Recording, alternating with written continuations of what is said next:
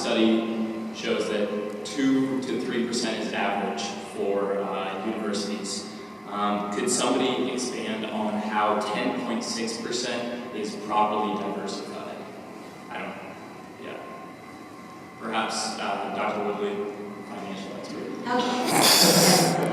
So I think it's important to understand the difference in asset classes, first off. So we heard that the S&P 500 is approximately 5% fossil fuel companies. The S&P 500 is equity investment. The Creighton University's endowment is less than half U.S., and specifically U.S. equities. The Creighton University's endowment is less than half U.S. equities. It's very, I don't have a list of what investments we hold, but I'm sure that we also hold fixed income instruments that are issued by fossil fuel companies that would not be captured in the benchmark S&P 500, but it would go toward our total fossil fuels. Also, a part of the referendum was to divest from commingled funds, and that is the SAT word for mutual fund. So any mutual fund that holds an oil or gas company is going to count toward that as well, and those are especially hard and costly to divest from, because a mutual fund is a way to get professional money management cheap. If you can't invest in mutual funds, you've got to pay active management fees. As a finance professor, I would like you to pay my students that, but as an investor, I'm assuming you don't want them to. So that's another thing to keep in mind as far as what you have to pay professional money. Sure. Thank you. Thank you. I have a point on that note I'd like to make. Since 2009, Creighton has been reporting information on endowment funds on its IRS Form 990. And Creighton's total yearly annual return of 5.6% net of fees, relative to the national average of 5.9% net of fees. And that gap has actually widened in the past 5 years, in which Creighton has generated 4.2% annually net of fees, and the national average for universities has been 5.2%.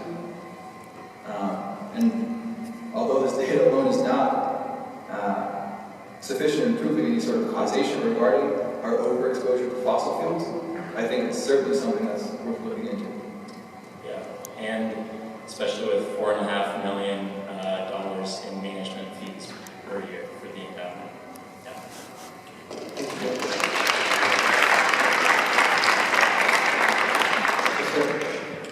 Hi, my name is Joe Rossini. I'm a junior in the College of Arts and Sciences. I come from the U.S. territory of Saipan, from the Northern Mariana Islands.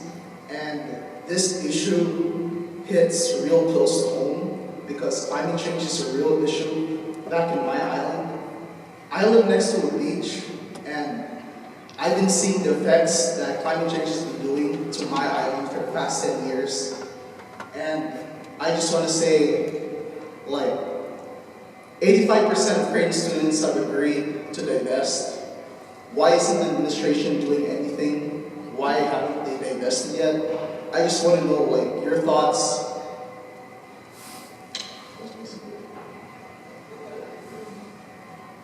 Somebody want to take that on? Board of Trustees. I guess I will.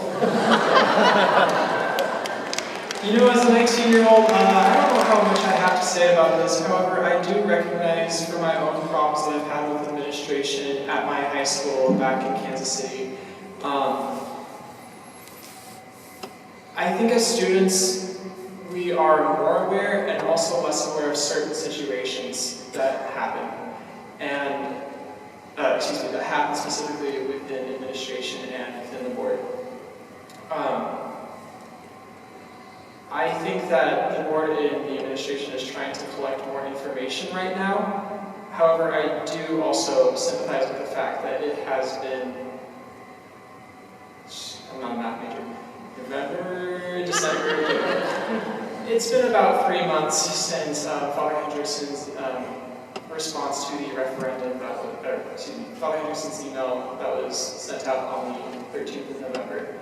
I do agree that something more needs to be said, but I do think that Creighton is trying, as an institution, just trying to take the proper steps to make sure that we're making the most informed decision.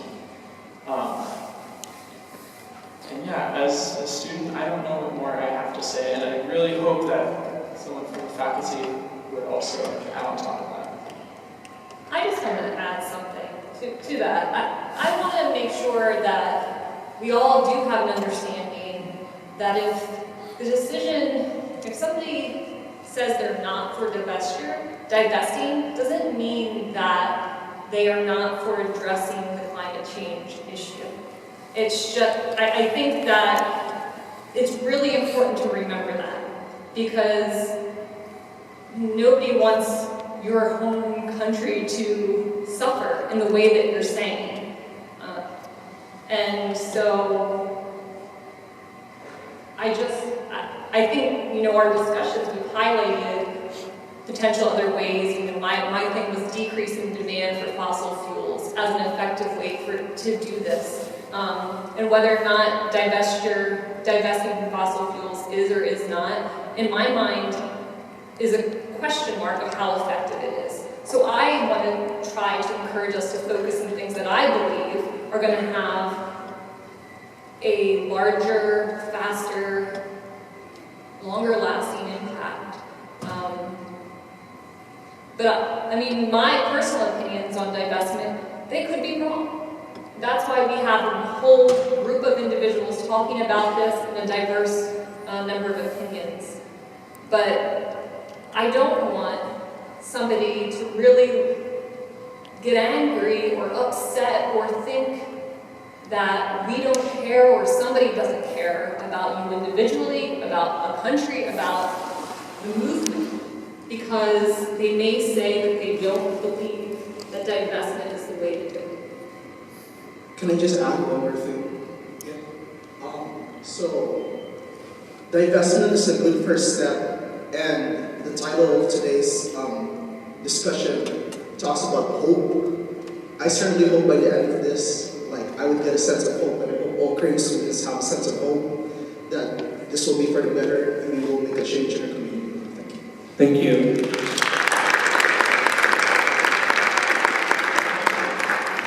I'd like to make one comment on that, and I think I have a unique perspective being having led, or being one of the leaders of the Creighton climate movement, and it's pretty clear to me that part of the reason we haven't divested and responded as we did to the referendum in 1902, despite the 86% majority of the student vote of those who voted in support of it, is that there are a lot of vested interests behind those who are defending the status quo, and the status quo is built on an increasingly shaky ground, and it's important that we acknowledge that.